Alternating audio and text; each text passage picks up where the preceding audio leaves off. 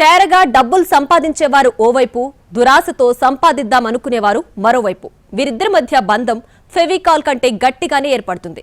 కానీ చివరకు అందులో నుంచి మోసం వెలుగులోకొస్తుంది. సూర్యాపేట జిల్లా చివ్వెంలో సరిగ్గా ఇలాగే జరిగింది. బంగారు నాణేల పేరుతో ఓ వ్యాపారిని కేటుగాళ్లు బురుడి కొట్టించారు. 20 లక్షల రూపాయలు కొట్టేశారు. చివరికి పోలీసులకు చిక్కారు. మోసం చేయడానికి ఒకడు స్కెచ్ చేస్తే మోసపోవడానికి ఒకడు రెడీగా ఉంటాడు. సూర్యాపేట జిల్లాలో సరిగ్గా ఇలాగే జరిగింది.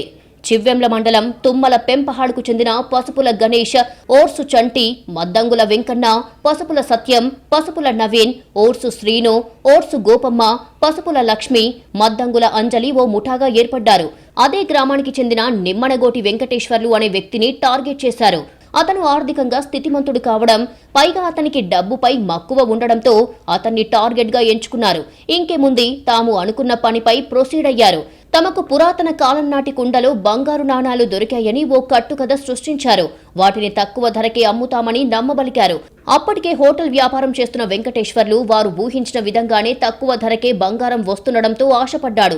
దీంతో 20 లక్షలిచ్చి బంగారు నాణేలు కొనుగోలు చేసేలా అతనితో డీల్ కుదుర్చుకున్నారు కేటుగాళ్లు. ఇందుకోసం 5 లక్షలు అడ్వాన్స్ చెల్లించాడు వెంకటేశ్వర్లు. ఆగస్టు 11న మిగతా సొమ్ము 15 లక్షలు ఇచ్చేశాడు. దీంతో మొత్తం 20 లక్షల రూపాయల చెల్లింపు పూర్తయిందే. అంతా బాగానే ఉంది. ఇక బంగారు నాణేల కోసం ఎదురు చూస్తున్నాడు వెంకటేశ్వర్లు. కానీ తనకు గోల్డ్ కాయిన్స్ ఇస్తామన్న ముఠా జాడ కనిపించలేదు. దీంతో వెంకటేశ్వర్లకు అనుమానం స్టార్ట్ అయ్యింది. గోల్డ్ కాయిన్స్ ఇవ్వాలని వారికి కాల్ చేశాడు. కానీ ఈసారి మరో స్కెచ్ చేశారు కేటుగాళ్లు.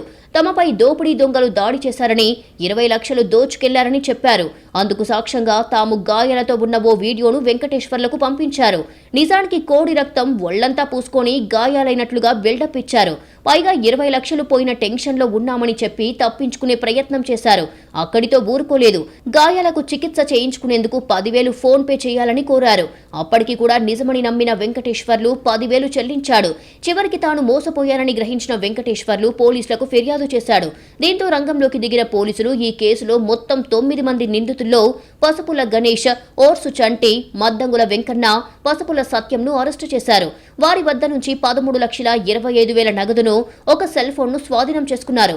మిగతా 5 నిందితులు పసుపుల నవీన్, ఓర్సు శ్రీను, ఓర్సు గోపమ్మ, పసుపుల లక్ష్మి, మద్దంగుల అంజలి పరారీలో ఉన్నారు. వెంకటేశ్వర్ల దగ్గర ఈ ఓర్సు చంటి అనే అతను కొంతకాలం పనిచేయడం జరిగింది.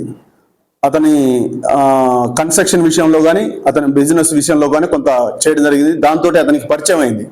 ఇతని దగ్గర డబ్బులు ఉన్నాయనే దాంతో ఈ పసుపుల గణేష్ అండ్ వర్స్ చంటి ఇద్దరు కలిసి కూడా పథకం ప్రకారం అతనికి డబ్బులు కాజేయాలని చెప్పేసి కొన్ని నాణాలు వీడియోల ద్వారా చిత్రీకరించి అతనికి వీడియోలు పోస్ట్ చేసి అతన్ని ఈ తక్కువ ధరకి ఇస్తా అని చెప్పేసి అతన్ని లోబరిచి అతని దగ్గర నుంచి డబ్బులు కాజేయడం జరిగింది.